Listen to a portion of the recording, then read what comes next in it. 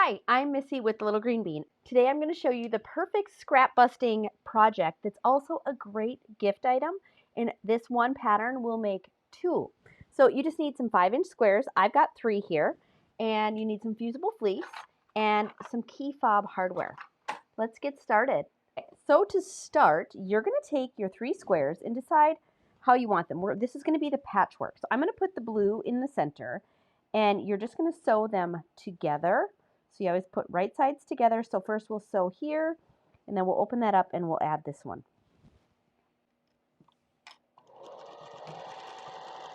We're using a 1/4 inch seam allowance, and also make sure to back stitch at the beginning and the end. So keeping that blue in the center, we're going to lay the red on top, line up your edges.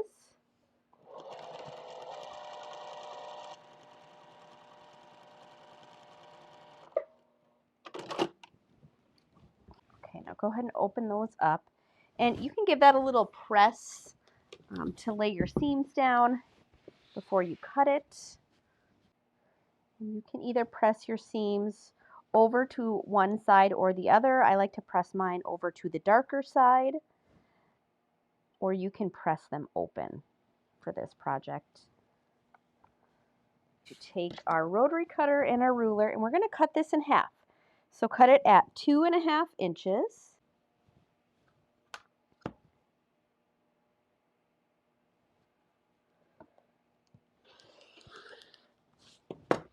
Now you'll have 2 of these, so you can make 2 key fobs. Next, we're going to need our ironing board again. You're going to take your fabric, wrong side up, and your fusible fleece, and put the fusible side down. You can feel that it's a little bit more bumpy on the side that's fusible. So go ahead and place that right in the center. Line that up. And you're going to simply press that in place. Now what you're going to do is you're going to take these raw edges and you're going to just fold them up over the fusible fleece, because you want to just cover, you want to tuck those raw edges inside. So you're folding it up by about 1/4 inch here. So once your edges are folded inside, then you're going to fold it in half so your edges meet up nice and neatly here. Okay, so now we are going to top stitch our 2 sides.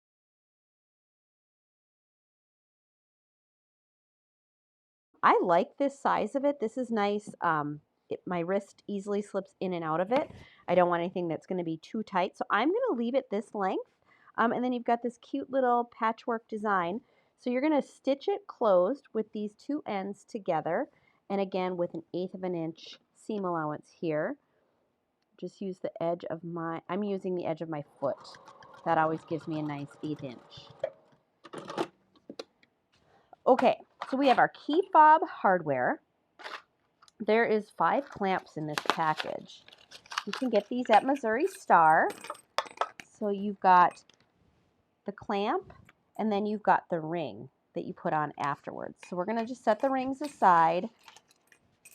And then I am using this pliers that is intended for this type of hardware, but you can use just like a needle nose pliers to do this.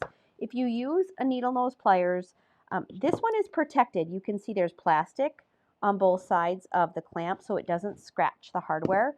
So if you don't have something like this, then just use a regular needle nose pliers to squeeze it, but use a piece of fabric to put over your hardware so that you're not squeezing metal on metal, because it might scratch it up.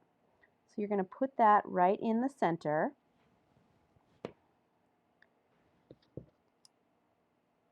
And put it in the clamp. Make sure it doesn't shift on you. Make sure you get your fingers out of there when you press it down. I hope it's straight. Oh, it is! Yay! So that secures it. It pushes the hardware, you can see on the inside, it pushes it down into the fabric and then squeezes it together. And then you can go ahead and put your ring on there without damaging the nails. All right, so go ahead and put that on, and now it's ready to give as a gift.